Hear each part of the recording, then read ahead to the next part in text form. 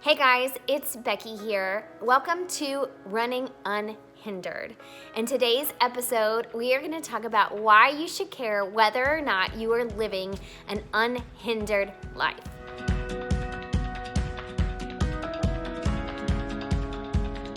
In John 10:10, Jesus says, "The thief came to steal, to kill, and to destroy, but I came so that you might have life and have life abundantly."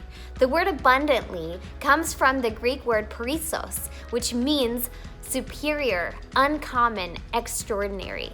So I want to ask you the question today, is your life extraordinary? Now, when you think about the word extraordinary, you might immediately start to think about monetary things, worldly things, career-driven things, success, in a platform and influence. But I don't think that that is exactly what Jesus is talking about here when he talks about living a life that is extraordinary. Instead, I believe that he is talking about living a life that doesn't look like the world, that looks like something that only he offers. What are the things that he offers? He offers joy.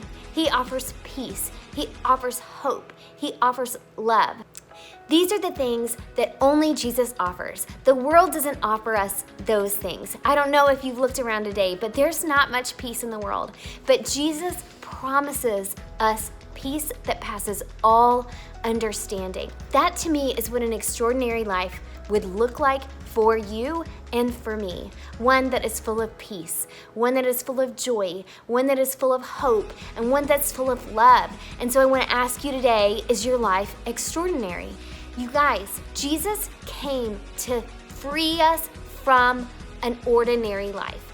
He came to set us free from what the world offers us. He came to set us free from disappointment and expectation and anger and bitterness. And so if we are walking, carrying those things on our shoulders, then we are not living an extraordinary life. We are living a life that is just like the world.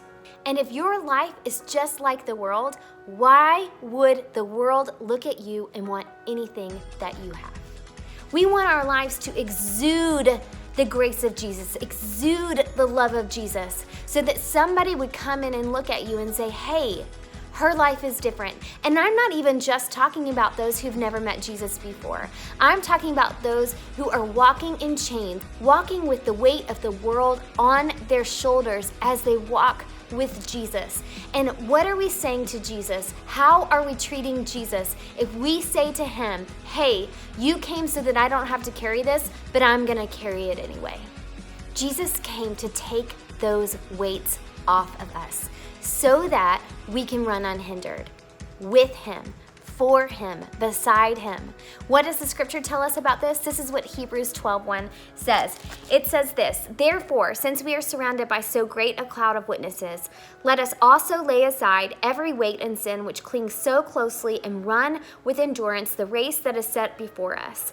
This is what the Passion Version actually says. "As for us, we have all of these great witnesses who encircle us like clouds. So we must let go of every wound that has pierced us and the sin we so easily fall into. Then we will be able to run life's marathon race with passion and determination, for the path has already been marked out for us."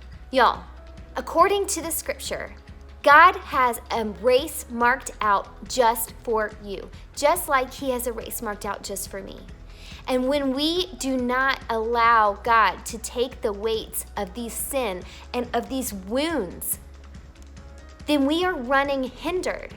We are not able to run fully and free. We are not able to run with the passion and the determination that this scripture is talking to us about. Why? Because it's like we're running with a backpack of heavy rocks on. You've heard that illustration before, I'm sure, many times.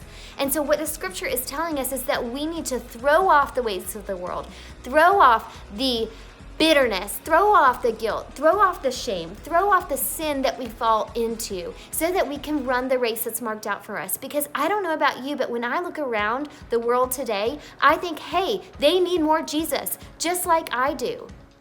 And so how do we do that? How do we get there? I just have to think that if we were a generation of women running unhindered with the Lord, that our world would look differently.